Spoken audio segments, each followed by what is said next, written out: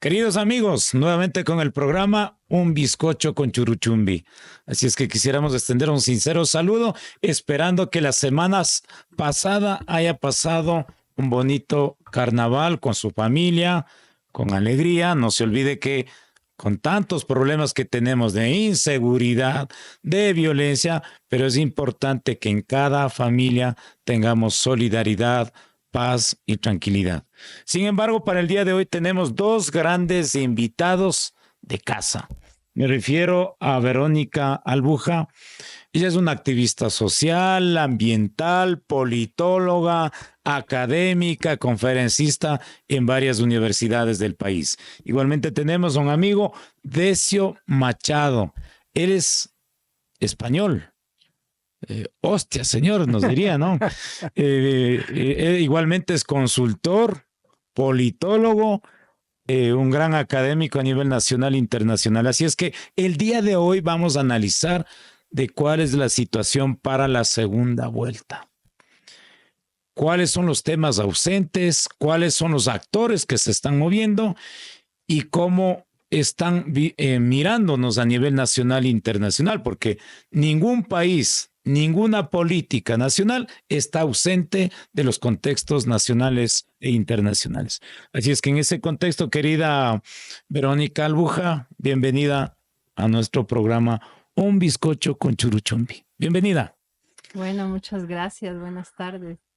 Buenas tardes, buenos días, buenas noches. Sí, muchas gracias por la invitación. Y bueno, el tema que propones es un tema bastante importante para el país porque se va a definir los próximos años la política nacional y, como decías, ¿no? La política internacional.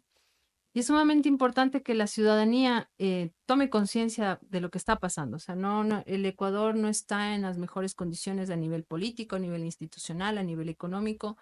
Y también pasa que los gobiernos que han antecedido al actual, digamos Lenín Moreno, Guillermo Lasso, les tocó un momento que no supieron manejar y que el país hasta ahora siente los efectos del COVID. Yo siempre pongo eso como referente porque el COVID fue un momento en el que muchos países o muchos gobiernos fueron de cierta forma consecuentes con lo que estaba pasando con la cuestión sanitaria, en apoyar a la población. Y creo que el Ecuador fue el único que fue víctima total de lo que significó no solamente las muertes, sino el impacto económico para muchas familias que lo perdieron todo, no solamente familiares, sino también negocios, trabajos, y de eso no se ha reactivado el Ecuador a nivel económico, ¿no?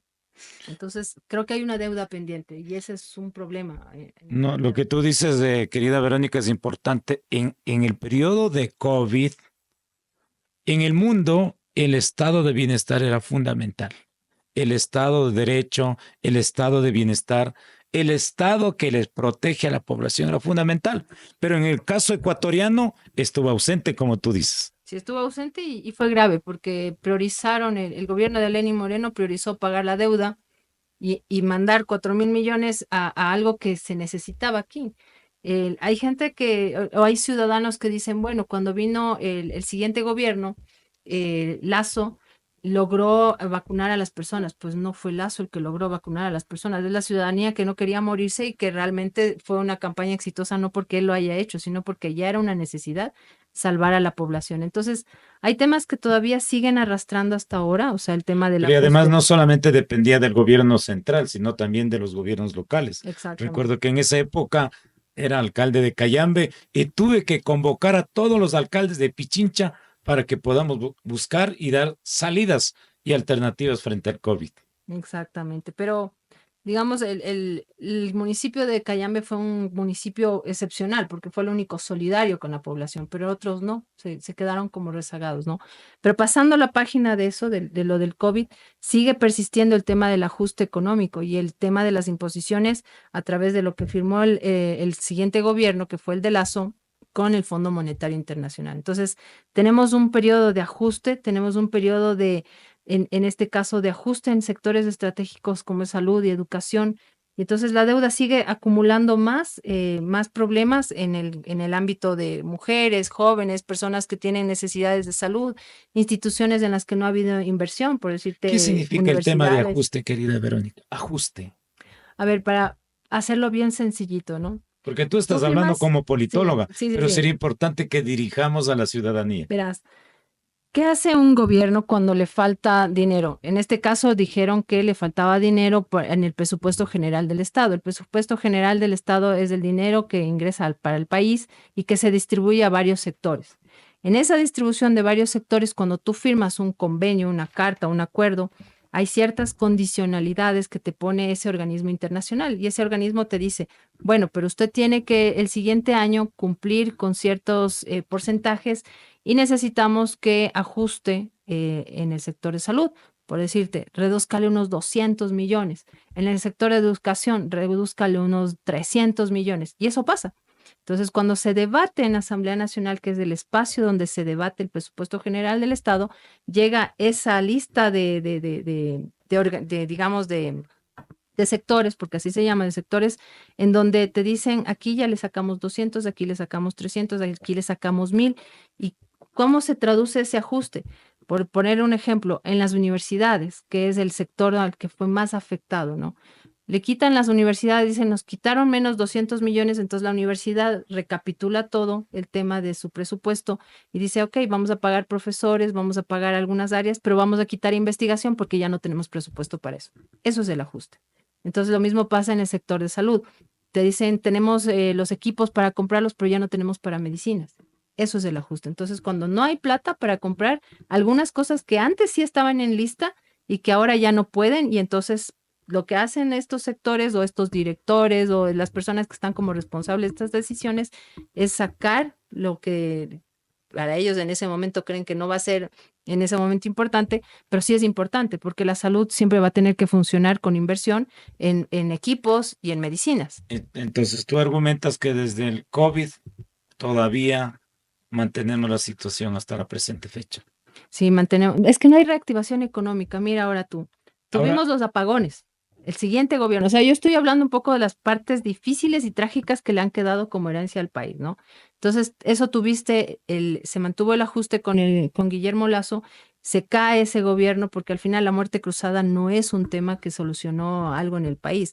La muerte cruzada fue una estrategia política de ese gobierno para que no lo voten y simplemente cogió y dijo, tengo el poder, aplicó la Constitución y dijo, se disuelve la Asamblea y nos vamos a elecciones. Entonces viene el nuevo gobierno, mantiene otra vez el ajuste, pero lo que es más perverso en este gobierno es que, claro, no tenían en cuenta cuestiones climáticas que ¿en son cuál sumamente gobierno? importantes. ¿Gobierno de Daniel Lazo? Noboa. De Daniel Noboa. Daniel Noboa. Y no tiene en cuenta cuestiones estratégicas que son, ya había el tema del ajuste en algunos sectores, que es el tema de falta de inversión en sectores estratégicos como las hidroeléctricas, y le cae el tema climático, que es importante que los gobiernos y los políticos hoy en día tengan en cuenta la cuestión climática, porque la cuestión climática es global, no solo le afecta al Ecuador, sino a nivel global. Y entonces vinieron los apagones. Y entonces teníamos ya los problemas económicos de no reactivación con el COVID, teníamos los problemas económicos de no reactivación económica con Lazo y ahora con Noboa, y con los apagones tú tienes todo un sector productivo que fue afectado directamente por el tema de esa extensión de horarios en la que incluso el sector industrial fue afectado. 3 días sin luz en el sector industrial, eso significó un retroceso incluso para el sector productivo. Ahora conversemos con Decio Machado desde una perspectiva internacional, desde una mirada internacional. Como decía Verónica, todavía no salimos del post-COVID. Sí, no salimos del post-COVID y tienes razón, Verónica, porque verás, yo creo que hay que contextualizar esto efectivamente dentro del marco regional, ¿no? Había un escritor, un dramaturgo británico que muy conservador, pero inteligente, que no es muy habitual que se combinen esas dos cosas, que se llamaba Roger Kipling. Y Roger Kipling decía, ¿qué saben los ingleses de Inglaterra que solo conocen Inglaterra? ¿No? Quiero decir que como hay que tener una visión global, como para poder analizar lo local de alguna forma. Está bien. Y yo creo que efectivamente eso es una realidad. Fíjese, el Ecuador, como bien decía Verónica, es el único país de la región que, digamos, no ha sido capaz de superar el momento, digamos, o sea, superar No, o sea, que volver a crecer a un ritmo de los que tenía de crecimiento anterior a la época del COVID, ¿no? Y esto es un elemento muy singular y que tiene que ver con esas lógicas de política de austeridad que planteaba Verónica. Austericidio le decimos en Europa, ¿no? Después de haber destrozado los estados de bienestar que usted hacía referencia, Guillermo, es decir, en Europa precisamente el neoliberalismo, ¿no? Digamos que la austeridad es una virtud religiosa, no es una virtud política. La austeridad en política causa el sufrimiento de la gente. Significa que pues, no hay investigación en las universidades, como no hay medicinas en los hospitales, como no hay mantenimiento en las escuelas públicas, como no hay un montón de cosas más, como no hay obra pública, etcétera. El Ecuador está en Y esa no hay dinámica. activación económica. No hay ninguna activación económica. Este país lleva 10 años sin activación económica. Hablemos claro. Quiero decir, desde el fin del boom de los commodities, desde que afectó eso a la economía nacional, 2015, este país no tuvo un efecto rebote después del COVID, porque evidentemente estábamos todos encerrados en casa y al volver a salir, pues claro, se reactivan los comercios. Pero ese pico que hizo así en la economía, que era un efecto rebote porque es la pelota que toca el suelo y rebota, es decir, volvió a caer inmediatamente. Es decir, y esa es un poco la situación en la que estamos. Tenemos una economía semi-estancada, donde no hay inversión. Esta economía la están salvando, lo han salvado el año pasado. El año pasado con la gestión del actual gobierno, ya no hablo de Lasso ni de Lenín Moreno, lo salvaron los inmigrantes. Este país ha recibido 6.300 millones de dólares en el 2024 de los inmigrantes. De los fondos multilaterales recibió 5.900. Es decir, que los inmigrantes han aportado más que el FMI, el Banco Mundial, el BIP, el no sé qué, etcétera. Y además tenemos, pero esto, claro, esto es como, digamos, como que tiras la pelota para adelante, porque no puedes vivir de las rentas de los emigrantes, ¿no? Y más y me ahora en la Y además situación los migrantes que han sido internacional maltratados en el mundo, y y ahora, particularmente en Estados Unidos. con una situación terrible, porque esta misma mañana leía unos datos que indicaban que parece ser que había bajado ya el 60%, digamos, el flujo de inmigrantes en el Dairen, y es la consecuencia de la política norteamericana, más allá del factor de riesgo que era el Dairen, ¿no? Pero de la política norteamericana de expulsión de los emigrantes. Por lo tanto, ni siquiera eso ya, es decir, va a ser igual para el Ecuador y para el resto de países latinoamericanos en los próximos años, en este año y en los que vienen. Por lo tanto, O sea que casi con certeza que este año vamos a tener menos ingresos económicos producto de la migración. o sea, este año el gobierno tiene perfectamente, porque los tiene que tener, estamos a mes de marzo, los datos del año anterior, habitualmente, si uno mira el histórico en este país, el Banco Central los publica en la segunda quincena del mes de febrero. El Banco Central sabe perfectamente cuál fue la contracción económica que tuvo el Ecuador el año pasado. No lo quiere publicar porque estamos en campaña electoral. Posiblemente este país se haya reducido, se haya contraído su riqueza, su PIB, ¿no? El Producto Interior Bruto, entre el 1 y el 1,5, menos 1, menos 1,5%. ¿Qué significa eso? Si o sea eso que este año va a empeorar la situación económica. Este año pasado, estamos hablando de los datos de este año pasado. Este año veremos qué pasa, pero claro, no apunta bien, ¿no? No apunta bien porque además estamos teniendo, volvemos otra vez a la visión global, una política norteamericana. Se van a aplicar aranceles en el mes de abril a todos los países que comercializan con Estados Unidos, es decir, sus productos. Esto significará una contracción de la economía global. Habrá menos comercio, menos flujo comercial.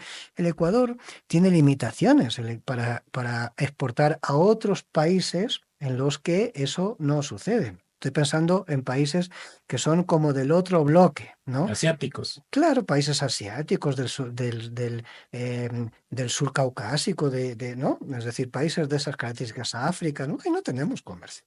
Entonces, yo creo que la situación es muy complicada, posiblemente los datos de este año tampoco sean buenos, es permanente, pero el problema es que ni siquiera nos quieren decir cuáles son los datos del año pasado. Solamente les voy a dejar un dato. Están escondiendo la información. Están escondiendo la información porque es campaña electoral. Y por terminar, lo que sí podemos decir es que este país, desde el 2015 al 2024, finalizar el 2024, es 10 puntos porcentuales más pobre. O sea, nos hemos hecho más pobres en los últimos 10 años, un 10%. Y evidentemente no nos hemos hecho todos igual de pobres, ¿no? Hay unos que se han hecho más pobres y otros que se han hecho más ricos. Evidentemente los que nos hemos hecho más pobres somos las mayorías y los que se han hecho más ricos son las élites. Y pongo un dato que en función de lo que comentaba Verónica hace un momento de la época del COVID, y aquí termino de verdad. En el 2019, la fracción, la captura de la riqueza nacional que tenía el 1% más rico de este país, o sea, de toda la riqueza nacional, el 1% de este país más rico controlaba el 14,6%. El 1%. El 1% controlaba el 14, casi el 15% de la riqueza nacional en el 2019. Y Un ahora, año después del COVID, controlaba el 17%. Solamente en un año subió 2,4%. Se hizo más rico 2,4%. En este momento, ese porcentaje, según la última investigación que leí en el BIP, ronda el 24%. 24%. De la riqueza nacional en manos del 1%. Por lo tanto, algunos nos vamos haciendo más pobres y hay unos poquitos que se hacen mucho más ricos. Ese es el problema de las asimetrías, consecuencia de las políticas de austeridad, de las que hablaba Verónica hace un O momentito. sea, es terrible. O sea, casi me voy llevando el micrófono, de verdad, en serio. O sea, sin el... Sí, sí, en serio. Y bueno, esta es una situación bastante terrible. Verónica, ¿y ahora qué hacer para la segunda vuelta?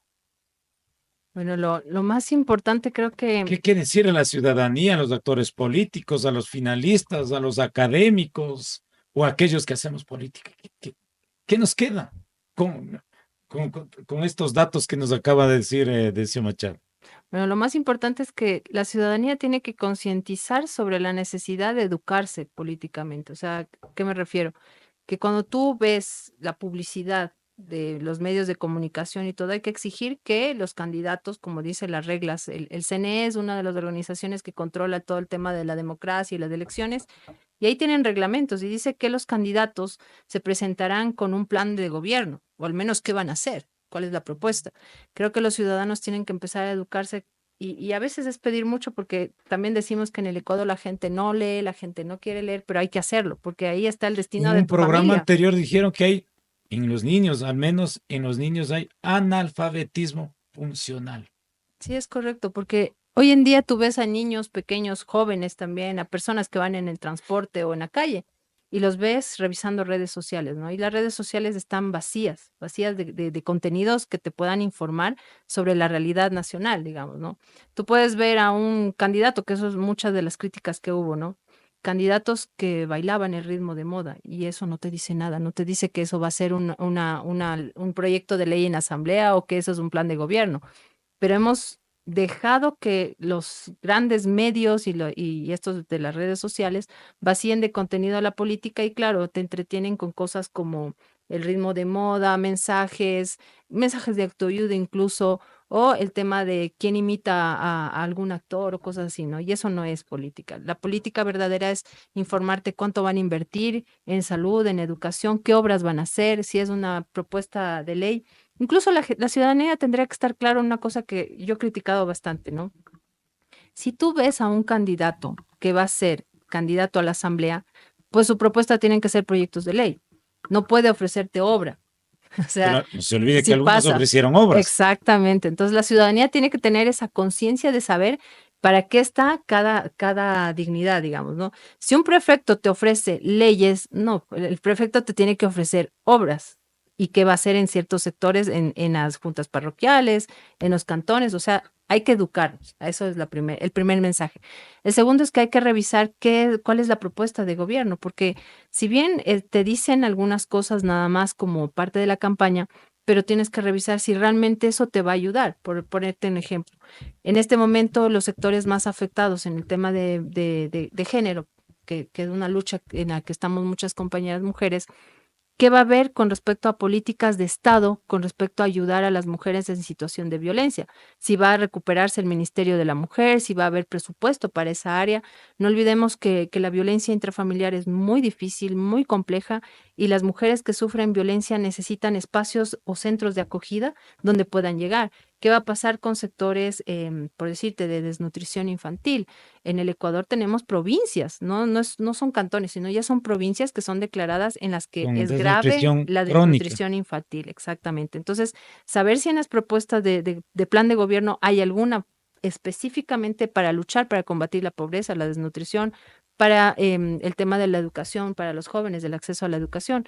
En la época del COVID, muchos jóvenes se quedaron sin estudiar y ahora, por la política de ajuste, muchos más se quedaron fuera del sistema educativo. No solamente hablo de los sectores de escolares, sino también universitarios. O sea, hay un problema grave en el país que se va profundizando, como dijo Decio, no solamente porque estamos estancados, sino porque estamos retrocediendo y muy penosamente lo que pase este año lo vamos a medir en el siguiente y nos vamos a dar cuenta que no hemos crecido, sino que hemos decrecido.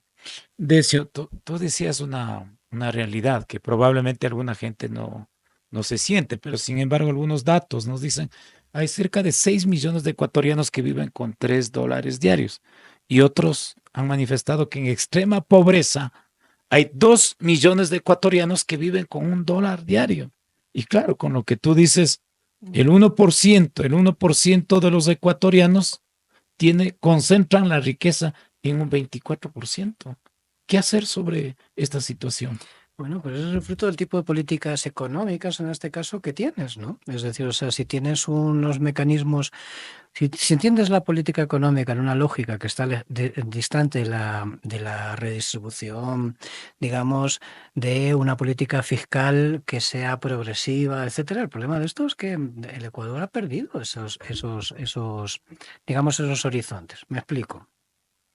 La presión fiscal, la carga fiscal, por ejemplo, sobre la clase media en el Ecuador es tremendamente más pesada que la que sufren las élites. Es decir, porque al final tienen un montón de mecanismos, es decir, que les generan, digamos, mecanismos de bonificaciones fiscales, es decir, no tienen que pagar porque hacen esto, porque hacen lo otro. Las empresas, es decir, las grandes empresas les dicen, véngase usted para acá, les eximo de pago de impuestos durante los próximos 5 años, es decir, a cambio de que usted monte aquí no sé qué, pues no hay nada que asegure, nada. Entonces, el problema de esto es que al final, claro, tú tienes una pérdida de capacidad adquisitiva, a consecuencia de que el país se empobrece, los salarios no crecen, etcétera, se sube los precios de las cosas y demás, pierdes, ya no puedes comprar lo mismo con el dinero que tenías hoy, con los 100 de hoy ya no compras lo mismo que con los 100 de ayer. Es decir, pero al mismo tiempo tienes un gravamen fiscal por parte del Estado sobre, digamos, el sector que menos tiene, lo normal. Es decir, si quieres hacer una política de carácter redistributivo, es decir, es que la presión fiscal sea sobre los que más tienen, de tal forma de que se distribuya tal, que sería lo más justo, ¿no? Desde el punto de vista, ¿no? Lo más razonable, ¿no? Pero esa política no está siendo así en el Ecuador. Por lo tanto, esto es una realidad. Y no es nuevo, ¿eh?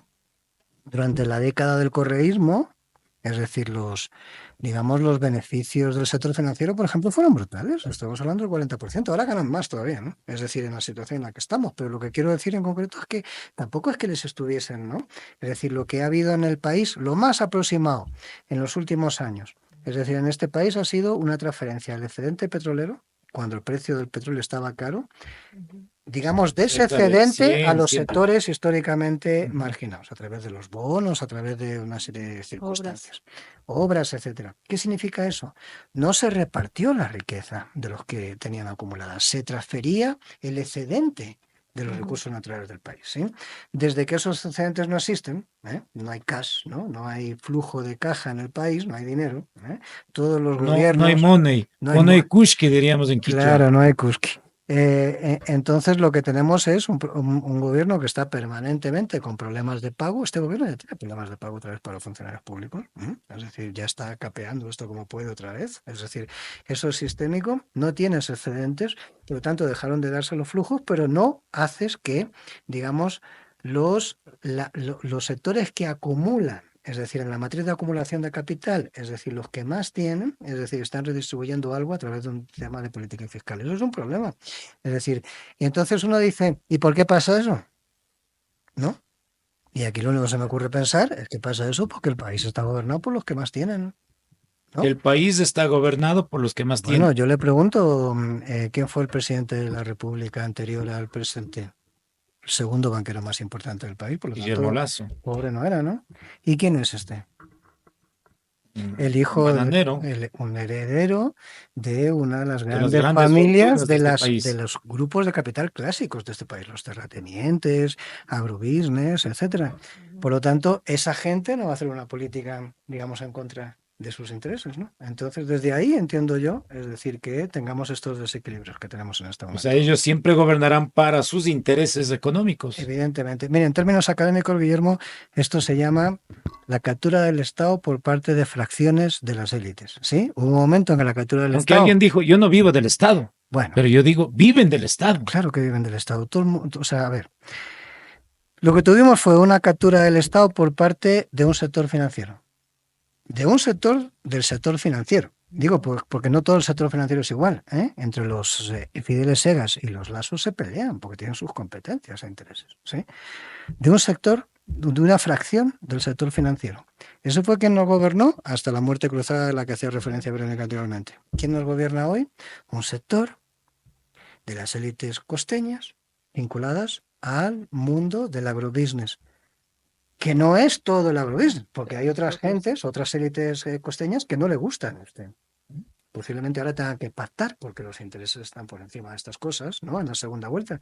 Pero lo que quiero decir es que estos, vuelvo a repetir el término académico, captura del Estado por parte de una fracción de las élites. Esto ha pasado en muchos sitios y está pasando en esta vuelta, ¿de acuerdo? ¿Y qué va a pasar en la segunda vuelta, querida Decio? Bueno, puede mantenerse esa captura del Estado y reforzarse si gana el presidente Noboa o si gana la otra opción. Pues bueno, habrá que valorar qué es. Yo no voy ahora mismo a enjuiciar una No va cosa a y entrar en otra, campaña. pero lo que quiero... No, sí puedo hablar de esto, ¿no? Pero lo Claro. que quiero decir es que no será una fracción, digamos que tal. O sea, la candidata o el correísmo o los sectores estos del correísmo serán otra cosa. Serán burócratas, serán tecnoburócratas, serán estatistas, serán lo que como los queramos definir, se los puede definir de muchas formas, ¿no? Porque es una definición compleja esta, de muchas aristas, pero no son una fracción de las élites capturando el Estado. Es decir, no son empresas capturando el Estado. No es el ordeño capturando el Estado para tener todos los suministros de los comedores escolares, por ejemplo. No voy a hablar de otras que están pendientes de aclararse y que están muy recientes. Y lo va a decir Verónica. Ya. Vamos, Verónica. No, creo que lo más importante es que salgamos de ese debate en el que nos dicen que el Estado es obeso porque no es real. Lo que decías tú, el estado de bienestar es importante porque garantiza derechos y la Constitución ecuatoriana habla de derechos, no habla de uno, sino de derechos. Y en el Ecuador desde el 2008 tenemos un avance y ese avance en derechos no podemos hacer que ahora signifique un retroceso o una violación de los derechos, que ya lo están viviendo muchos sectores. Pero el otro tema para la segunda vuelta es defender lo que hemos ganado. O sea, lo que mencionabas hace un rato tú, capturaron el Estado para beneficiarse, para transformar incluso leyes, porque muchas de las leyes, si hacemos una auditoría de la deuda, nos vamos a dar cuenta que la reforma no solamente fue el ajuste, sino también fue una económica, sino también fue una reforma judicial de leyes para poder favorecer a esos favores que necesitaban estos grandes grupos de poder. Por decirte lo que mencionaba Decio, lo de las remisiones de multas y recargos que tienen los grandes grupos económicos, lo consiguieron a través de una ley en el 2018 y de la cual se siguen beneficiando. Y así han hecho varias reformas. Entonces lo que hay que ver es ahora... Y por lo tanto, y mi criterio es que sí viven del Estado. Comen del Estado, se benefician del Estado. Se benefician del Estado porque ahora estamos justamente en el Ecuador en el debate del tema del campo Sacha, que es un tema petrolero sumamente importante. Es una de las mayores producciones de petróleo que tenemos en el Ecuador y por 52 años han querido manipular los ciertos sectores y no lo han podido porque es de los ecuatorianos o ha estado en empresa estatal. Patrimonio de los ecuatorianos. Exactamente. Entonces, ¿qué tenemos que hacer los ecuatorianos y ecuatorianas? Seguir defendiendo aquello que hemos conseguido, que es los recursos del Estado, los bienes públicos, el tema de defender lo que hemos ganado en salud, en educación, recuperar otras cosas que hemos perdido. Educación gratuita, salud gratuita, y el acceso. Pero de calidad. Exactamente. Entonces, si recuperamos eso y luego luchamos, porque es una lucha social y es una lucha de clases, pero el tema de mejorar el salario. También, conciencia ciudadana. Sí, pero si la gente sale de ese otro discurso que te han planteado de los grandes medios y empiezas a luchar por una vida digna, porque cuando dices vida, estás hablando de sobrevivencia en algunos espacios, o sea, lo de la extrema pobreza es sobrevivir en una situación bastante difícil. Una persona con $1 diario. Es que eso ya no es vida. O sea, por eso digo el tema de luchar por la vida digna. Luchar por la vida digna, luchar por una vida libre de violencia, por el tema de género, luchar por salud y educación de calidad, como lo mencionas tú, porque así dice en la Constitución, por un ambiente sano. Muchos sectores ahora con la minería se ven afectados, con el petróleo en muchos sectores se han visto afectados, entonces por un ambiente sano, porque al final de cuentas sabemos todos que de aquí a 50 años van a pasar muchas cosas incluso a nivel global y cuestiones planetarias de las cuales no vamos a escapar. Por decirte, el calentamiento global. Si no nos preparamos ahora con tener buenos sistemas de salud, de educación, con campañas de reforestación, ya nos han dicho muchos expertos que en el Ecuador tenemos problemas de deforestación grave en Amazonía por el tema de las industrias extractivas. Entonces, ¿qué le estamos o a qué les estamos condenando a esas nuevas generaciones que viven en esa zona de la Amazonía? A que no van a tener agua, a que no van a tener un territorio limpio, que van a estar contaminados y van a tener enfermedades graves como cáncer, para las cuales si no tenemos un buen sistema de salud, pues esas personas están condenadas a morir y morir con mucho dolor. Entonces, a lo que te digo es recuperar, sí, recuperar la lucha social, pero sobre todo recuperar el estado de bienestar. O sea, el Estado es para los ecuatorianos, no para esos pequeños grupos de élites que se han beneficiado y que se siguen beneficiando, porque no lo acaban ahora, porque la remisión de multas y recargos que tenían, lo tienen de aquí a 5 años, de aquí a 8 años, y eso les beneficia para seguir enriqueciéndose, mientras el pueblo sigue pagando con impuestos que no tiene, como decías tú, no tiene para comer y sigue pagando la clase media con impuestos, los sectores profesionales, que son los que más aportan ahora en el Ecuador, siguen pagando impuestos para enriquecer a los grandes grupos. Claro, y mientras que a los otros les perdonan, a los grandes les perdonan. Están perdonados ahorita, Están ya dejaron de perdonados. pagar unos Creo que ya 3,000. el presidente debe como 90 y tantos millones, su Sí. grupo, ¿no? Su grupo empresarial, 90 y tantos millones. Y el presidente debe 90 y tantos millones, es una señal de impunidad para quienes se consideran que tienen los mismos Pero capitales. debería o ser los con el mismos- ejemplo. Debería ser Pues con con el el ejemplo. ejemplo hace esa política, ya lo ve. Sí, no se entiende de verdad. Bueno, para ver si vamos cerrando, la verdad es que esto es un bonito programa, pero es importante también que la ciudadanía conozca qué nos queda, qué recomendaciones hacemos a la ciudadanía. En esta etapa de la segunda vuelta que en pocas semanas tendremos un nuevo presidente de la República o una nueva presidenta. Bueno, yo creo que el Ecuador es un país políticamente muy difícil, ¿no?, de entender, ¿eh? No es un país fácil, ¿eh? Lo dice un consultor internacional que trabaja en otros sitios. Sí, el Ecuador tiene, o sea, cada país tiene sus peculiaridades, las del Ecuador son un montón de peculiaridades. Un Vamos a país hablar así. pequeño, Es un país pequeño. Claro, un país pequeño pero complejo.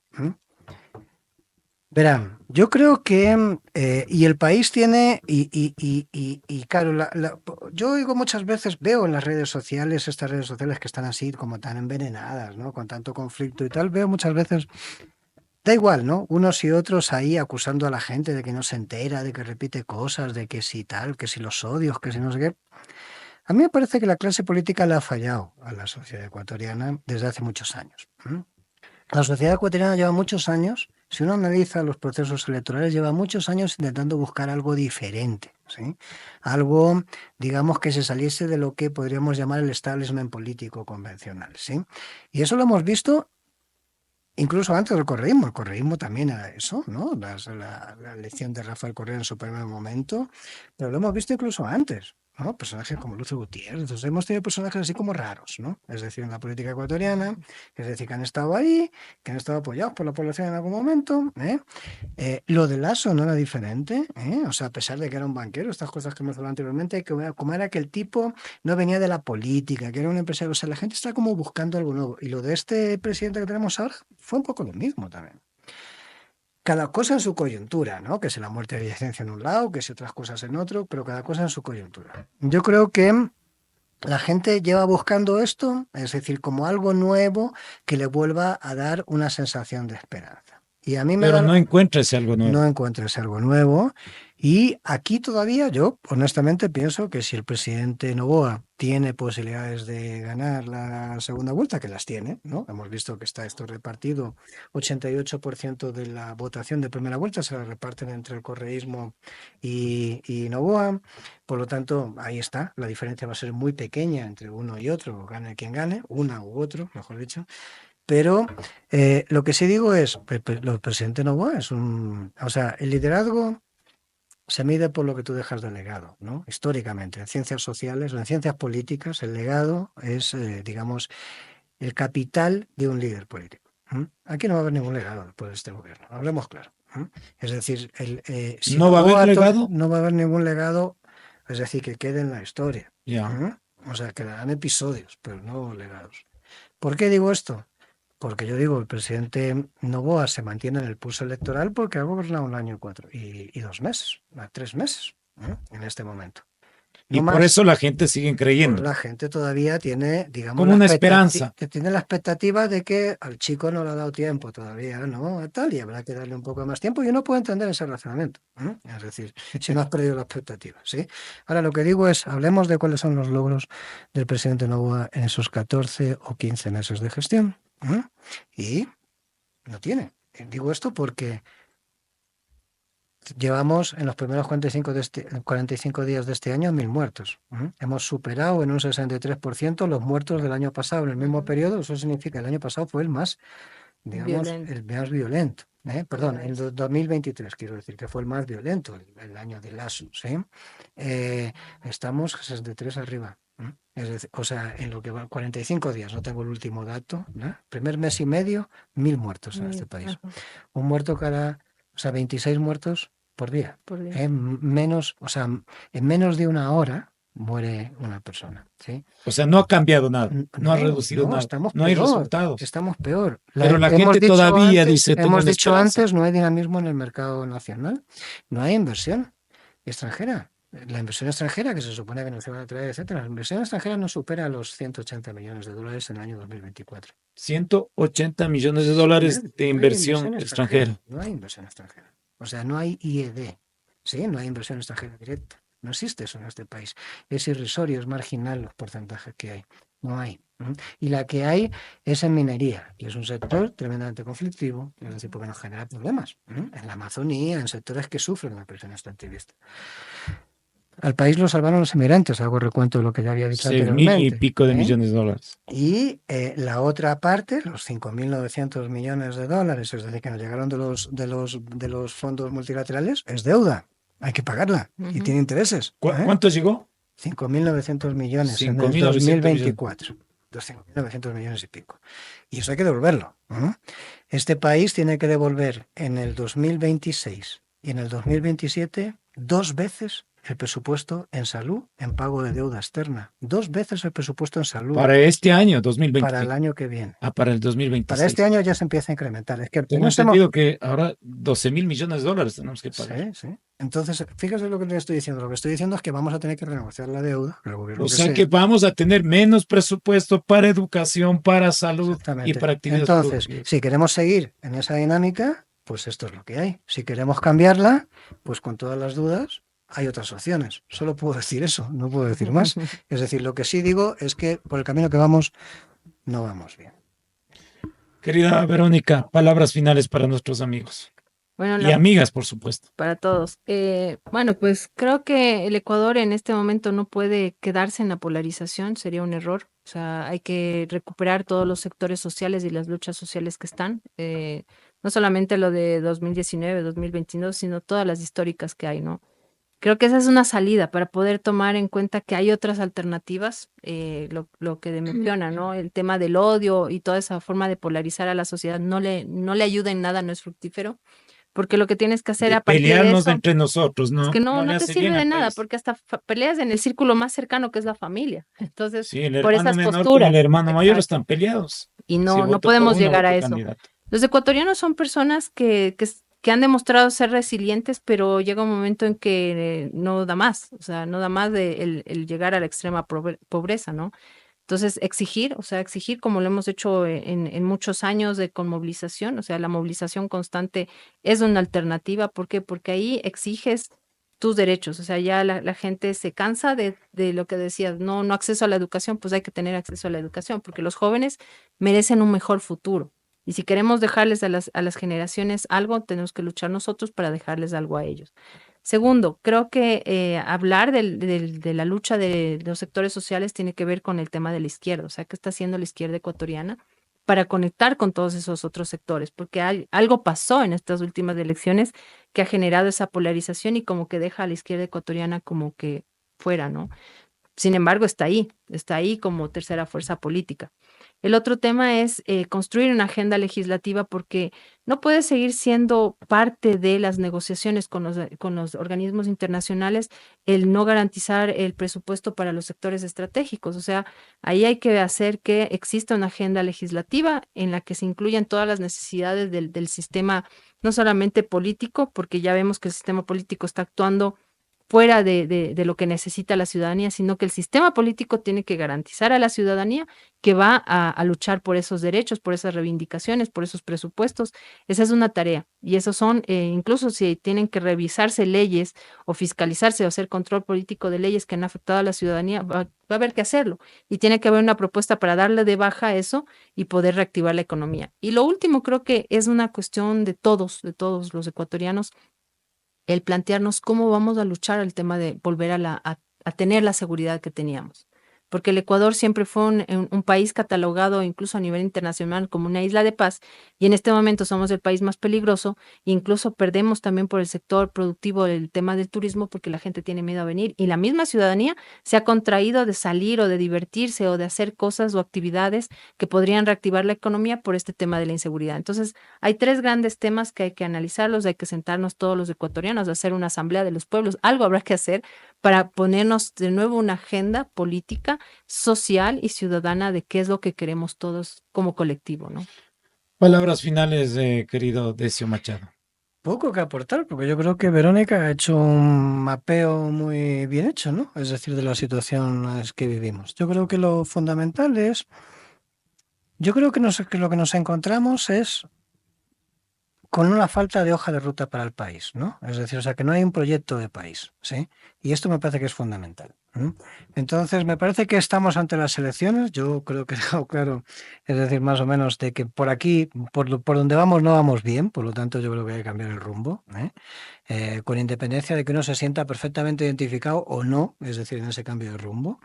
Pero con independencia de eso, me parece que el gran reto, efectivamente, es construir un proyecto de país. Y eso significa que construir un proyecto de país significa construir nuevas mayorías sociales, significa construir, digamos, un sentido común. Cuando digo sentido común, ya no me refiero al sentido común de que no digas tonterías, sino al sentido común, de la gente en común, el procomún, ¿no? La comunidad. De alguna forma, ¿qué es lo que nos identifica? O lo que le identifica al Ecuador como país, lo que le identifica al Ecuador como sociedad, como pueblo diverso, pero ecuatorianos y ecuatorianas. O sea, ¿cómo se entiende eso? ¿No? ¿Hacia dónde va eso? Y eso no está. Eso no está en el debate político de este momento, no está en la agenda, y no está en los proyectos presentados en el CNE ni en ningún lado. El Ecuador intentó hacer eso hace unos años. Hizo un esbozo de eso, para bien o para mal, es decir, tenían eso. Hoy ya no lo tienen, desde hace muchos años no existe ese proyecto de país. Y un país sin proyecto de país es un país a la deriva porque eso es un barco que les lleva la corriente. Ningún gobierno de los últimos que hemos asistido aquí se ha atrevido a hablar de proyecto país. Nos hablan de lo inmediato. Es decir, voy a solucionar las medicinas en los hospitales. No, ya va que voy a arreglar el colegio del niño. Ya van a ver que pintamos, que van las brigadas de no sé qué. Vamos a vacunar o vamos a hacer no sé qué. O sea, no hay un proyecto de país. Nadie está diciendo la economía va a ser así. Le estamos apostando al desarrollo, a la investigación tecnológica, al I+D+I. Nadie está diciendo las universidades van a generar proyectos de tal. Nadie, o sea, nadie está hablando de cuál es el rumbo de la economía. Vamos a meter capital cognitivo, vamos a meternos a nada.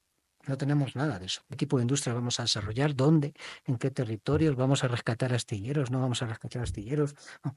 Lo máximo es que nos hablan de la minería porque es como lo fácil, ¿no? Para sacar de la tierra y venderlo a cualquier canadiense o china, es decir, que se lleve esos productos para otro lado sin generar puestos de empleo aquí. Eso digamos, no se va a ser una cosa que la solucionemos en los próximos 30 días, pero desde luego es un reto pendiente para cualquier conformación de algo nuevo, en esa búsqueda de algo nuevo que lleva años buscando el pueblo ecuatoriano. Bueno, yo quisiera agradecer de todo corazón a Verónica Albuja, igualmente a Decio Machado. Yo creo que sus apuestas hay una esperanza. Lo que ha dicho Verónica dice, a ver, necesitamos organización, unidad y defender los derechos. Y luchar por un estado de bienestar, por un estado de bienestar para hombres y mujeres, para jóvenes de este país. Pero claro, coincido plenamente yo, esto lo he repetido en varias ocasiones. Entre todos los ecuatorianos necesitamos construir un proyecto de país, donde podamos hacer un acuerdo nacional, un pacto social por los ecuatorianos, no un pacto de los políticos, no un pacto de las oligarquías, sino un pacto ciudadano. Y claro, para eso nos ha manifestado que es importante definir una hoja de ruta hacia dónde debemos caminar los ecuatorianos, los 18 millones de ecuatorianos en estos momentos. Mire, cerca de 60% de jóvenes, escuchen amigos que están en sintonía de este hermoso programa, 60% de jóvenes durante 2 años están buscando trabajo, no tienen empleo. Y tengo entendido, cerca de 500,000 de jóvenes ni estudian ni tienen empleo. Una situación muy compleja. Entonces yo creo que es importante que todos hagamos los esfuerzos necesarios de buscar el sentido común, el bienestar común, el bien común de todos y de todas. Todos tengamos educación, todos tengamos salud. Un tema interesante en el programa anterior, bueno, la suerte que ahora tenemos un español y tenemos una ecuatoriana. La vez pasada teníamos una finlandesa y ella nos decía, todos los políticos y todos los ciudadanos finlandeses apostaron por el bien común. ¿Qué significa el bien común? A la misma escuela van hijos de niños ricos y hijos de niños pobres. A la misma escuela. Ese es el bienestar común de todos. Y ahí nos vamos a doler de todos y de todas. Así es que realmente este programa ha terminado. Es un espacio para conversar, conocer, descubrir, fortalecer y alentar a los ecuatorianos a nunca bajar los brazos, ni a dejar de soñar. Unidos somos más, Ecuador. Así es que un bizcocho con churuchumbi. Un abrazo grande para todos y todas y nos veremos en un siguiente programa. Hasta luego. Gracias.